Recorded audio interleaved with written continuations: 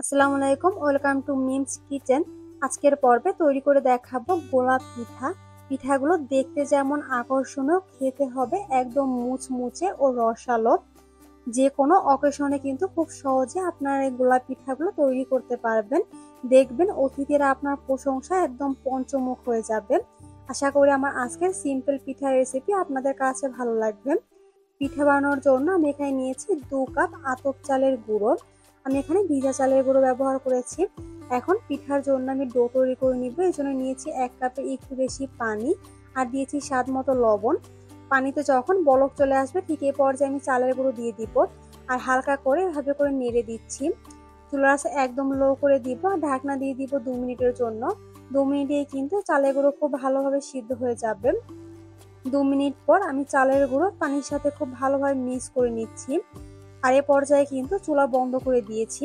সবগুলো খুব ভালোভাবে মিক্স করে নেওয়া হয়ে গেলে এখন গরম থাকা অবস্থায় এগুলোকে আমি একটি ছড়ানো ট্রেতে নিয়ে নিয়েছি। এরপর একদম স্মুথ করে আমি মুথে নিব। 5 থেকে 6 মিনিটের মতো খুব ভালোভাবে মুথে নিলেই কিন্তু ডোটা একদমই স্মুথ হয়ে যাবে। আমার ডো কিন্তু তৈরি করা হয়ে গেছে আর দেখতেই পারছেন এটা কতটা স্মুথ হয়েছে। এখন এখান থেকে আমি অল্প একটু নিয়ে নিচ্ছি। এরপর সামান্য ময়দা দিয়ে আমি একটি বড় রুটি বেলে নিব। রুটিটা কিন্তু একটু পাতলা রেখে বেলে নেবেন, কিন্তু একদম বেশি পাতলা করা যাবে না। আমি একটি বড় রুটি বেলে নিয়েছি আর রুটির পুরোটা ঠিক আমি এরকম রেখেছি।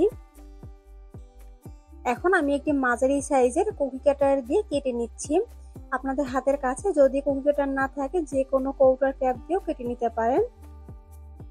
এভাবে করে আমি ছোট ছোট বেশ অনেকগুলো রুটি কিন্তু কেটে নিয়েছি আর সাইডের বাড়তি অংশগুলো তুলে আমি একটা সাইডে রেখে দিচ্ছি। এখন আমি পিঠার ডিজাইন করে দেখাচ্ছি। প্রথমে একটি রুটির উপরে আমি পানি লাগিয়ে তারপর এভাবে রোল করে দিয়েছি। তারপর আবারও পানি লাগিয়ে খুব ভালোভাবে সিল করে দিচ্ছি। এভাবে একটি একটি রুটি বসাতে বসাতে কিন্তু দেখা যাবে খুব সুন্দর একটি গোলাপের শেপের পিঠা তৈরি হয়ে যাচ্ছে। তো একটি পিঠা বানানোর জন্য আমার এখানে 8টির মতো পাপড়ি লেগেছে, তো আপনাদের কিন্তু কম বা বেশি লাগতে পারে। আর পাশ থেকে কিন্তু অবশ্যই খুব ভালোভাবে লাগিয়ে দেবেন, না হলে কিন্তু পিঠাগুলো ভাজার সময় ফুলে যাবে। সেম ভাবে আমি সবগুলো পিঠা বানিয়ে নিয়েছি। এখন এগুলোকে আমি একটা সাইডে রেখে দিচ্ছি। এখন গুড়ের শিরা তৈরি করে নিবে। এই জন্য একটি প্যানে আমি নিয়ে নিয়েছি 1 কাপ খেজুরের গুড় আর দিয়ে দিচ্ছি 1/4 কাপ পরিমাণ পানি। ফ্লেভারের জন্য আমি এখানে 2টি এলাচ দিয়ে দিয়েছি। এখন অপেক্ষা করব গুড় পুরোপুরি মেল্ট হওয়ার জন্য।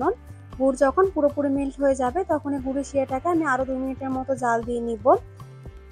গুড়ের শিরা কিন্তু জাল দেওয়া হয়ে গেছে। ঠিক এ পর্যায়ে আমি চুলা বন্ধ করে দিব আর ঢাকনা দিয়ে ঢেকে এই গুড়ের শিরাটাকে আমি চুলা থেকে নামিয়ে একটা সাইডে রেখে দিব। এখন যে পিঠাগুলো আমি আগে থেকে তৈরি করে রেখেছিলাম সেগুলোকে ভেজে নিব। এজন্য একটি প্যানে আমি পর্যাপ্ত পরিমাণে তেল গরম করে নিয়েছি। এখন এর ভিতরে একে একে আমি পিঠাগুলো দিয়ে দিচ্ছি। একবারে বেশি পিঠা দিবেন না, অল্প অল্প করে পিঠা দিয়ে ভেজে নেবেন। চুলার আঁচ মিডিয়ামে থেকে কমিয়ে দিব আর উল্টে পাল্টে আমি পিঠাগুলোকে ভেজে নিব যতক্ষণ না পর্যন্ত পিঠাগুলোতে ব্রাউন একটা কালার চলে আসছে। আর এভাবে উল্টে পাল্টে পিঠাগুলোকে ভেজে নিলে কিন্তু চারপাশে খুব সুন্দর কালার চলে আসবে। পিঠাগুলো কিন্তু ভাজা হয়ে গেছে। এখন এই পিঠাগুলোকে আমি তেল থেকে তুলে নিচ্ছি। এখন এই গরম গরম পিঠাগুলোকে আমি যে গুড়ের শিরা তৈরি করে রেখেছিলাম তার ভিতরে দিয়ে দিচ্ছি।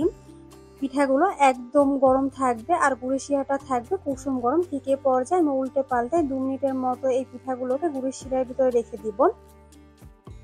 তারপর পিঠাগুলোকে আমি শিরা থেকে তুলে পরিবেশন করে নিব।